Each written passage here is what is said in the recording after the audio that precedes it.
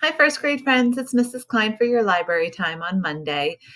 Today, we're going to read a fictional adventure story about camping. And this story today is called A Camping Spree with Mr. McGee. I think you're going to like it. It's fun. So there's Mr. McGee, and that's his dog, Dee, and they're getting ready to go on a camping adventure. This is a fun book to read because it rhymes. I think you'll enjoy it. You can follow along on the screen because this is an ebook. Early one morning at 7:03, Mr. McGee and his little dog Dee packed up the camper and hitched up the load, hopped in the Rambler, and then hit the road. They drove to the mountains far from the sea for 2 nights of camping, or possibly 3. "There's nothing like camping," said Mr. McGee. "I know you will love it. Just you wait and see. The views are fantastic. There's hardly a sound. Aside from the wildlife, there's no one around. And the air is so sweet you'll sleep like a log," said Mr. McGee to his small spotted dog. A few hours later, they took a sharp right and found a great spot to lay camp for the night. It was high on a hill with a beautiful view of Mount Adams, Mount Lincoln, and Jefferson, too. But perhaps the most wonderful feature of all was the brook that ran over a steep waterfall. Dee gathered pine cones and branches and logs. McGee made a campfire and cooked some hot dogs. And as the sun set behind far distant knolls, they sat roasting marshmallows over the coals.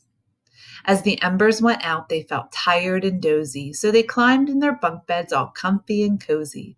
But while they were falling asleep without care, along came a stumbling, bumbling bear.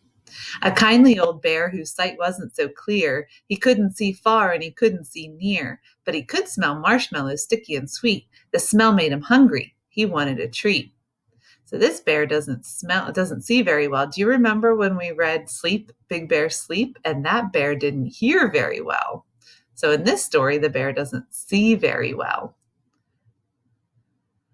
He sniffed out the place where the marshmallows lay, but the car and the camper were in the bear's way. Yet that didn't stop the sneaky old snitch. He simply tried squeezing right under the hitch. And as he was shimmying into the gap, he pushed up the hitch, which let go with a snap. Oh no, that's not good.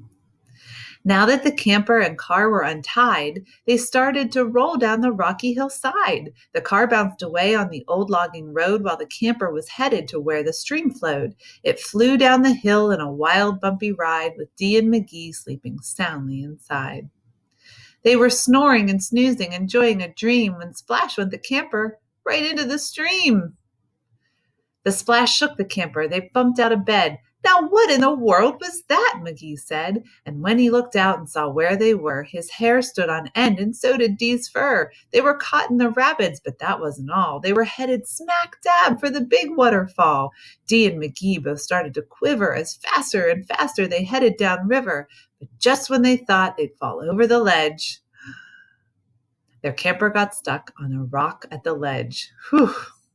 So there they were, stranded, McGee and his pup, on the top of a waterfall, 50 feet up. That would be really scary. Oh, and there's that bear. Meanwhile, that nearsighted bear from before was searching for one little marshmallow more, when lo and behold, as if out of a dream, he spied something sweet floating over the stream. But what the bear thought was a marshmallow treat was really the hitch and not something to eat.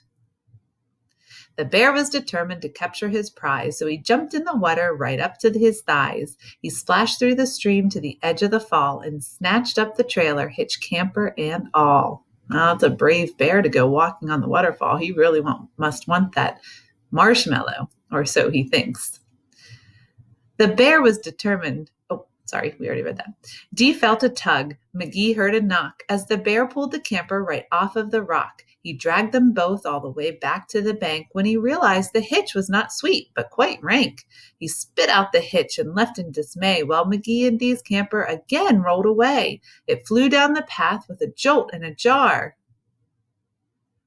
and stopped in some bushes right next to the car.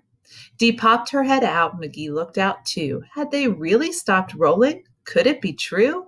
At last things were quiet and peaceful and still. They hooked up the hitch and drove off down the hill.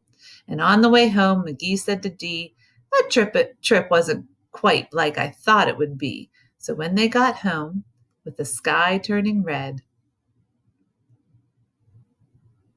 they decided to camp in the backyard instead. I hope you enjoyed this story, friends.